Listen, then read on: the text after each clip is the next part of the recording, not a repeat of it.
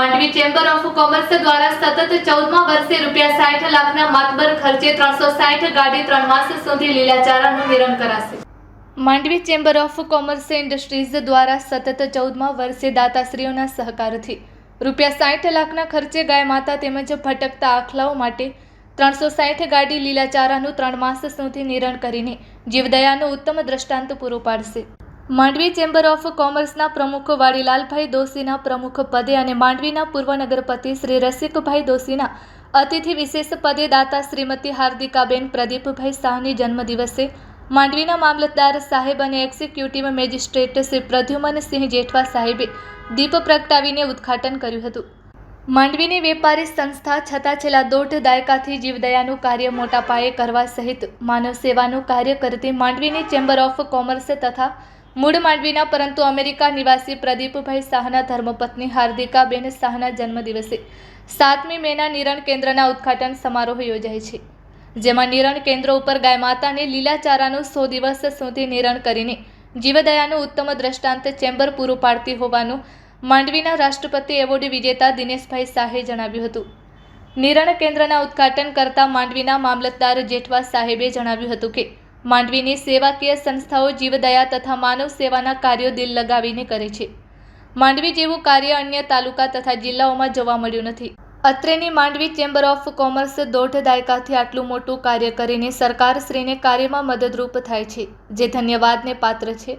હજી પણ માંડવીની આ સંસ્થા વર્ષો સુધી આવું કાર્ય કરતી રહે તે માટે મામલતદાર જેઠવા સાહેબે શુભેચ્છા પાઠવી હતી। આ પ્રસંગે મામલતદાર જેઠવા સાહેબનું કચ્છી પાઘડી પહેરાવી સાલ ઓઢાડીને વાડીલાલભાઈ દોશી તથા મંચસ્થ મહેમાનોના હસ્તે અભિવાદન કરાયું હતું।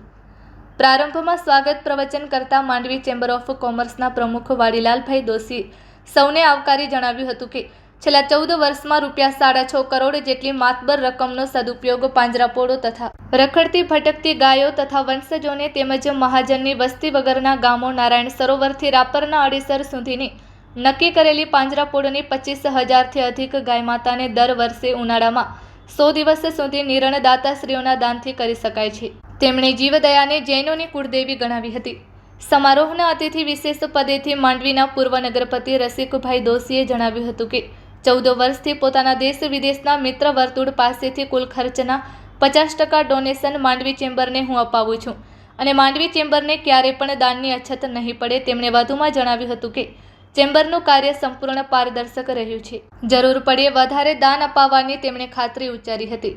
ચેમ્બર ઓફ કોમર્સના પ્રમુખ વાડીલાલભાઈ દોશી તથા લીલાચારાના પ્રોજેક્ટ ચેરમેન નવીનભાઈ બોરીચાને પહેલાં એવું લાગતું હતું કે આ વર્ષે ઈરાન, ઇઝરાયલ, અમેરિકામાં ચાલી રહેલા યુદ્ધના કારણે પૂરતું ડોનેશન નહીં મળે, પણ હવે ડોનેશન આવતા વાંધો આવશે નહીં। આ પ્રસંગે માંડવી ચેમ્બર ઓફ કોમર્સના મહેશભાઈ, માંડવીની અંધપંગ માનવ કલ્યાણ સોસાયટીના પ્રમુખ દિનેશભાઈ શાહ અને કચ્છ જિલ્લા ગ્રામ વિકાસ સમિતિ ગોધરાના પ્રમુખ અરવિંદભાઈ જોશીએ પોતાના પ્રાસંગિક પ્રવચનમાં ચેમ્બરના જીવદયાના કાર્યની સરાહના કરી ચેમ્બરના પ્રમુખ વાડીલાલભાઈ દોશી અને તેમની ટીમને અભિનંદન પાઠવી દાતાશ્રીઓ પ્રત્યે આભારની લાગણી વ્યક્ત કરી હતી। કાયમી દાતા શ્રી પ્રદીપભાઈ શાહ તથા હાર્દિકાબેનના ભાભીજી શ્રીમતી શીતલબેન શાહ તથા દાતાશ્રીના વર્ષોથી પારિવારિક અંગત મિત્ર રહેલા શ્રી મધુકાંતુભાઈ શાહનું મંચસ્થ મહાનુભાવોના હસ્તે સાલ ઓઢાડીને અભિવાદન કરાયું હતું। આ કાર્યક્રમ દરમિયાન નવીનચંદ્ર હેમચંદ બોરીચા 5 ગાડીના ₹75,000, ચંદ્રકાંતભાઈ કેશવજી સુરુ મસ્કત હસ્તે નરેન્દ્રભાઈ સુરુ તરફથી 3 ગાડીના ₹30,000, જયેશ ચંદુલાલ ભાનુશાલી તરફથી 1 ગાડીના ₹15,000 અને ડોક્ટર કાવ્યા સંજયભાઈ મહેતા તરફથી માસ્ટર ઓફ ફિઝિયોથેરાપીમાં પાસ થવાની ખુશાલીમાં 1 ગાડીના ₹15,000 તેમજ હાર્દિકબેન તરફથી વધારાના ₹5 લાખનું દાન જાહેર થતાં કાર્યક્રમમાં કુલ ₹6,35,000નું અનુદાન જાહેર થયું હોવાનું ચેમ્બરના ખજાનચી શ્રી ચંદ્રશેનભાઈ કોટકે જણાવ્યું હતું। સમગ્ર કાર્યક્રમનું સંચાલન મેમ્બરના માનદ મંત્રી નરેન્દ્રભાઈ સુરુએ કરેલ હતું, જ્યારે બુઝુર્ગ ટ્રસ્ટી જયંતિભાઈ શાહે આભાર દર્શન કરેલ હતું। આ સમારોહમાં દિનેશભાઈ કોટક, મહેન્દ્રભાઈ કંધોઈ, રાજેશભાઈ દોશી, જયમીનભાઈ દોશી, મુલેશભાઈ દોશી તેમજ દિનેશ એમ શાહ, અરવિંદભાઈ જોશી, પરેશભાઈ સંઘવી, સીપી મહેતા, વસંતભાઈ સંઘવી તેમજ ચંદ્રકાંતભાઈ મહેતા તથા ગ્રામ્ય વિસ્તારના ખેડૂતો ધનરાજભાઈ ગઢવી તેમજ પબુભાઈ ગઢવીની આગેવાની હેઠળ 25 જેટલા અગ્રણીઓ ઉપસ્થિત રહ્યા હતા। Report by Amitbhai Bhanushali, Naliya, Abdasa, Kutch.